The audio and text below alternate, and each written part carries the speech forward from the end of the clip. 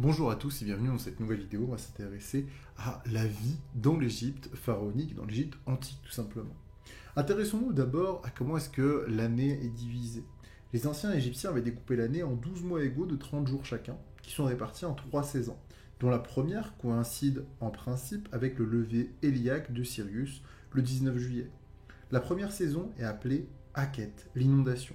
Elle commence avec la crue du Nil qui s'étale jusqu'à la mi-novembre. La deuxième est dénommée Péret, la sortie, que l'on pourrait traduire éventuellement par germination. Elle se situe de la mi-novembre à la mi-mars. Cet hiver égyptien correspond au moment où les plantes sortent de terre. La dernière saison, enfin Shemou, elle a lieu de mi-mars à mi-juillet. On la qualifie parfois d'été, le terme vient du mot shemem, devenir chaud. D'un point de vue agricole, c'est la période de la moisson. Chaque saison avait donc 4 mois de 30 jours. Quant au découpage des heures, eh bien on avait 12 heures égales, 12 heures pour le jour, 12 heures pour la nuit, et ce, peu importe la saison. L'horaire pouvait néanmoins être variable en fonction de là où vous vous situiez en Égypte. Au niveau de la nourriture, eh bien, vous avez une agriculture égyptienne qui est marquée par une prédominance des céréales. Cette prédominance des céréales, elle se marque par un travail au champ qui est réellement présent. Vous avez la culture du blé amidonnier ainsi que de l'orge qui permet de fabriquer du pain pour la première et de la bière pour la seconde. Les Égyptiens cultivaient également du lin. De plus, pas besoin de labourer les terres si elles sont encore largement gorgées d'eau. Les Égyptiens se contentent d'y faire venir leurs bêtes, moutons et chèvres, qui de leurs sabots piétinent les semailles et les enfoncent alors dans la terre grasse propice à une bonne maturation. En plus de l'agriculture, on peut aussi parler de la chasse. La chasse, au départ, c'est quand même une activité qui est considérée comme noble, notamment la chasse à l'hippopotame. La chasse à l'hippopotame, vous avez Toutmosis III qui s'y adonne. L'animal qu'on considère aujourd'hui comme débonnaire ou pacifique était en fait aux yeux des Égyptiens un ennemi redoutable qui ravageait les plantations et effrayait les troupeaux. C'était le symbole du mal. En général, c'était les hommes à bord des barques qui harponnaient l'animal assez peu docile. Une fois qu'il était suffisamment blessé, il était halé par les chasseurs grâce aux cordes rattachées au harpon. Sa mise à mort reflète d'une symbolique importante aux yeux des Égyptiens, celle de terrasser les forces du mal. Hormis la chasse à l'hippopotame, vous avez aussi une chasse un peu plus typique. Cette dernière a lieu dans les franges marécageuses du Nil. Vous avez en effet des forêts de papyrus qui sont présentes.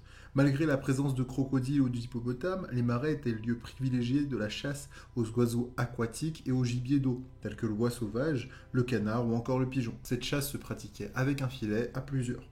Au sein des déserts, vous avez une faune très très riche, de l'antilope à la gazelle, du lion au léopard, vous avez aussi des girafes, des hyènes, des autruches, des lièvres, des loups, etc.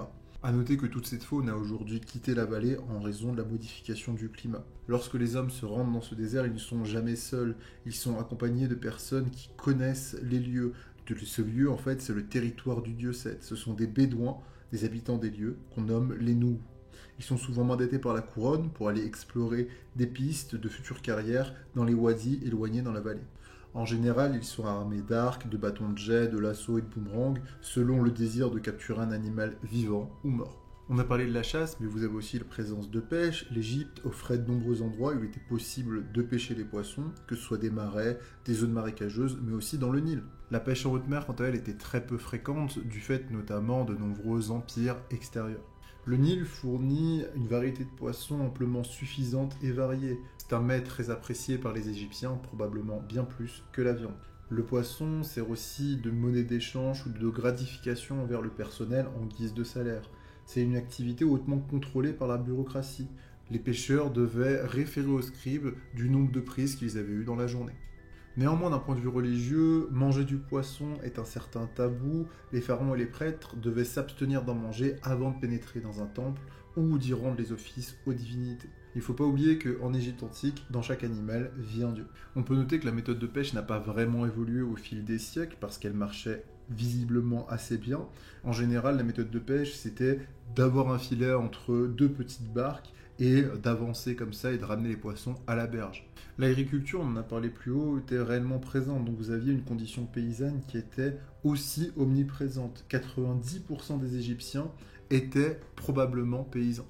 Ce peuple est considéré par beaucoup d'historiens comme la colonne vertébrale de la société égyptienne. Il vivait plus chichement et devait sans aucun doute mener une vie difficile, tout simplement pour pouvoir se contenter du pain quotidien. On a assez peu de traces de la vie que pouvaient mener ces paysans, parce que les seules traces qu'on a, c'est pour montrer que le métier de scribe est bien plus intéressant que celui de paysan, étant donné que ce sont des lettres qui sont destinées aux jeunes scribes, afin de leur affirmer que la profession qu'ils ont choisie est de loin la plus intéressante. Maintenant qu'on sait comment se nourrissaient les Égyptiens, on va s'intéresser à la vie un peu plus sociale. Il est normal pour l'époque d'être marié. À l'époque, un Égyptien doit se marier. On a noté beaucoup de mariages arrangés. Néanmoins, l'adultère est un acte assez sévèrement puni dans toutes les couches de la société, pas seulement chez les paysans. Vous avez, contrairement au pharaon, une polygamie qui n'est pas une chose courante, ainsi qu'un mariage entre frères et sœurs qui est également très très exceptionnel. Par contre, le divorce ainsi que le remariage étaient assez monnaie courante pour l'époque. De plus, la femme, même si elle s'occupait du foyer, était considérée comme maîtresse de maison. Au moment du divorce, elle pouvait commencer à récupérer une partie des biens. C'était en général un tiers des biens pour un héritage ou pour un divorce. À la suite du mariage vient la nécessité de faire des enfants. C'est une nécessité sociale, pas seulement une nécessité affective, parce qu'il faut faire entretenir le culte funéraire des parents. Avoir un enfant et une longue descendance est un idéal largement vanté par la littérature populaire. De l'acte de l'accouchement lui-même, on sait assez peu de choses. On sait que la femme a accouché dans une pièce close, accompagnée de la sage-femme ou du médecin. On effectuait énormément de magie pour qu'elle puisse accoucher dans de bonnes conditions et que l'enfant soit en bonne santé. Par contre, vous avez quand même énormément de mortalité infantile à l'époque.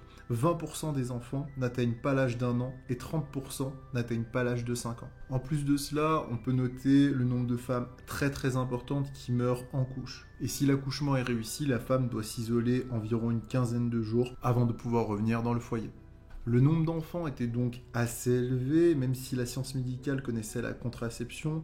En effet, on compte une moyenne de 6 à 7, parfois une dizaine d'enfants pour une famille. A noter qu'avant l'âge adulte, il est difficile de distinguer le garçon et la fillette, étant donné qu'ils apparaissent tous nus, tête rasée, à l'exception d'une mèche de cheveux qui est portée sur le côté, qu'on nomme la tresse de l'enfance. Du fait de la mortalité infantile très élevée, l'enfant reste au centre de l'attention dans cette société égyptienne. Comme on l'a dit plus tôt, l'agriculture était omniprésente, vous aviez énormément de blé, donc les Égyptiens forcément se nourrissaient de pain. On a dénombré plus d'une quarantaine de pains, différents et de formes variées, et probablement de coups divers également. On en déduit l'importance du boulanger ainsi que du pâtissier dans l'Égypte antique. En plus du poisson et des viandes qui sont chassées, les Égyptiens mangeaient énormément de volailles. Ils faisaient de l'élevage en basse-cour et le consommaient rôti, braisé ou encore à la broche. En ce qui concerne le poisson, il était consommé avec des épices variées, que ce soit l'aneth, le fenouil ou encore le thym. Pour les repas, on accompagnait cet apport de légumes, oignons, mais aussi de fèves, de lentilles, de poireaux, de salades ou encore de concombres. Il pouvait être cuit avec la viande en ragoût, agrémenté d'épices ou encore préparé cru, accompagné d'huile qui provenait en grande partie de la noix ou du lin.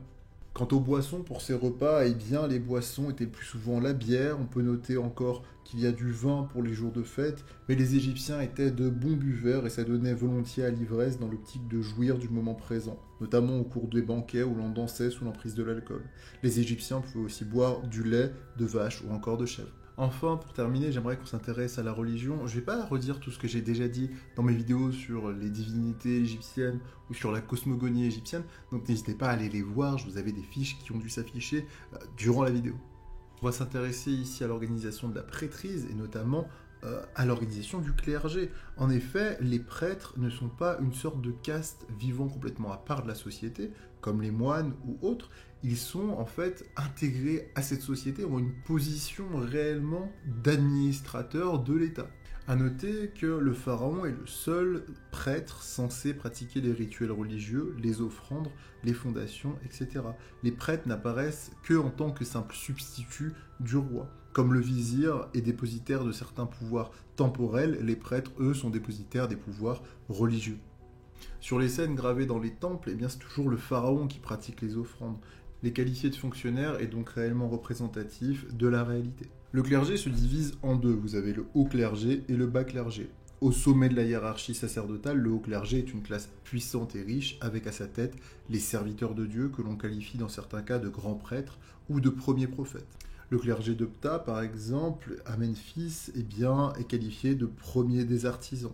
Vous avez des titres qui sont réellement représentatifs des pouvoirs des dieux et qui sont associés au grand prêtre. Le rôle de grand prêtre dans un clergé est essentiel. Ce dernier va diriger le sanctuaire dédié aux dieux, il va y fixer les règles et doit y faire régner la règle. Il est à la tête d'une importante administration dédiée à son service ainsi qu'à celui de son temple, que ce soit des fonctionnaires divers ou encore des scribes. Enfin, à noter qu'il peut être secondé par un père de Dieu, un nitnéger, une sorte d'adjoint assistant dans sa tâche de tous les jours. Le grand prêtre est exclusivement désigné par le pharaon, même si certaines fois ce statut de grand prêtre a été héréditaire. Je vous renvoie encore une fois à mes vidéos sur l'Égypte pharaonique. Étant donné que c'est le pharaon qui désigne le grand prêtre, il n'a pas vraiment de parcours pour devenir grand prêtre. Vous êtes désigné par le pharaon parce que, en général, vous êtes reconnu, vous êtes un général ou un membre de l'administration. Le statut de grand prêtre, en plus, octroie une richesse et un prestige qui sont loin d'être négligeables. Donc, tout le monde veut plus ou moins accéder à cette fonction de grand prêtre. Je ne vais pas rentrer dans les détails, mais chez les prêtres, vous avez différentes fonctions. Vous avez les prêtres ritualistes qui s'occupent de l'organisation du service des cultes, ou encore les stolistes qui, eux, vont être chargés de l'entretien, du nettoyage et de l'habillage des statues. Et vous avez aussi les prêtres horologues ou astronomes, comme on dirait aujourd'hui, dont la tâche est de marquer les heures qui défilent. Et notamment la nuit, ils vont être placés en observateurs sur les hautes terrasses des temples et qui vont scruter le lever des décans. C'est notamment grâce à ces prêtres que l'Égypte possédait autant de connaissances concernant l'astronomie et le mouvement des astres. Enfin, un dernier prêtre pour la route, le prêtre dit horoscope, qui lui va décider des jours fastes et néfastes de l'année. Les temples sont vraiment grouillants de vie. Pas parce que les fidèles peuvent y venir prier, bien au contraire, les fidèles sont loin de tout ça, ils restent dans l'impur. Seulement les personnes pures peuvent venir dans les temples. Et dans ces temples, en plus des prêtres, vous avez aussi des spécialistes. Ces spécialistes, ça peut être des chanteurs, des musiciens, des danseurs, qui sont réellement importants lors des cérémonies de culte, étant donné que la plupart des rituels se font dans la musique, accompagnés de chants et de danses.